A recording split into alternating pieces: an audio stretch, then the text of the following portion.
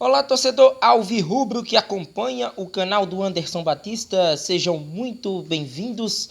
O Náutico está com uma baixa considerável para os próximos jogos do Campeonato Pernambucano. O atacante Caion foi diagnosticado com uma lesão muscular, grau 1, que o afastará das atividades dentro do clube pelos próximos 10 dias. Inclusive, o clube intensifica os trabalhos de recuperação do jogador para tentar contar com ele pelo menos numa fase de semifinal, que é o que o Náutico ainda almeja na competição estadual.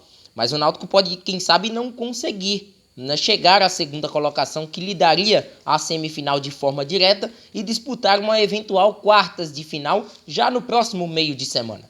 Então, quais seriam as opções para Dado Cavalcante? As ideais para que o Náutico pudesse manter o nível de competitividade da equipe pelos lados do campo.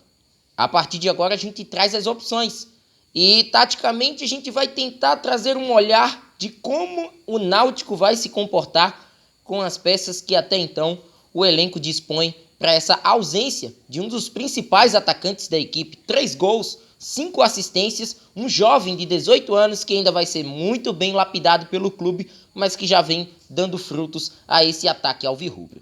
Se você ainda não é inscrito no canal, se inscreva, deixa o like nesse conteúdo, importante a sua participação através dos comentários e, claro, compartilhe esse vídeo nas suas redes sociais. A gente elenca aqui para o torcedor 3 opções que o Náutico pode inserir nesse lado direito de campo com a ausência do Caion para as próximas partidas. O Náutico que enfrenta o Petrolina no sábado, nos aflitos, e pode enfrentar a equipe do Central, pelo menos é o que a classificação indica nesse momento, numa eventual quartas de final do Campeonato Pernambucano. A primeira opção, acredito que é a mais famosa para muitos que vêm acompanhando aí o dia a dia do Náutico, é a de Regis Tossati, atacante que chegou com uma esperança muito grande de que poderia ser um bom jogador para o Náutico, seria um dos diferenciais da temporada. Lembro bem dos comentários de vários colegas da imprensa ressaltando a importância da contratação de Tossati e a boa desenvoltura que ele obteve nos 2 amistosos de pré-temporada contra a equipe do Asa de Arapiraca. Só que quando chegou a temporada, os jogos foram passando e Regis Tossati acabou perdendo espaço na equipe. Ele não conseguiu se estabelecer no Náutico, muito pelas suas características. Muitos alvirrubros falam que queria ver o Regis Tossati um pouco mais por dentro, um jogador funcionando praticamente como um meia atacante, não tão preso aos lados do campo como o Caion ele fica. Então são características distintas. A gente percebe que no Tossati a possibilidade de um cara que vai sim prezar pela marcação, mas que não vai ter a profundidade necessária que o Náutico precisa quando o Caion é o titular da equipe. O Tossati ele é mais conservador nesse aspecto, recompõe mais, não tem a mesma vitalidade de chegar ao ataque e também não tem a mesma movimentação. Parece muito um meio-campista do que propriamente um atacante de beirada.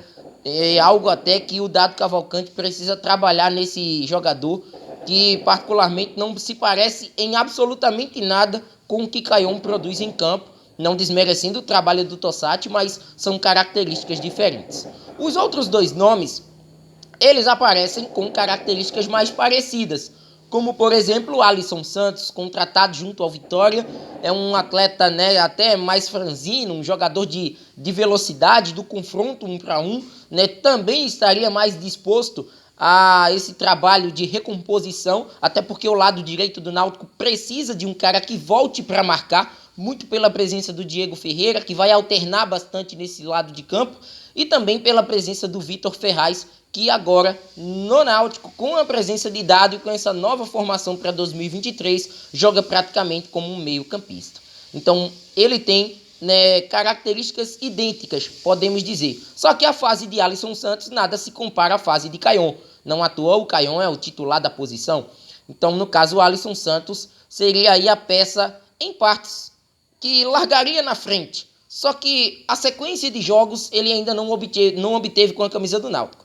Então, isso aí seria um agente dificultador de sua titularidade no jogo do próximo sábado.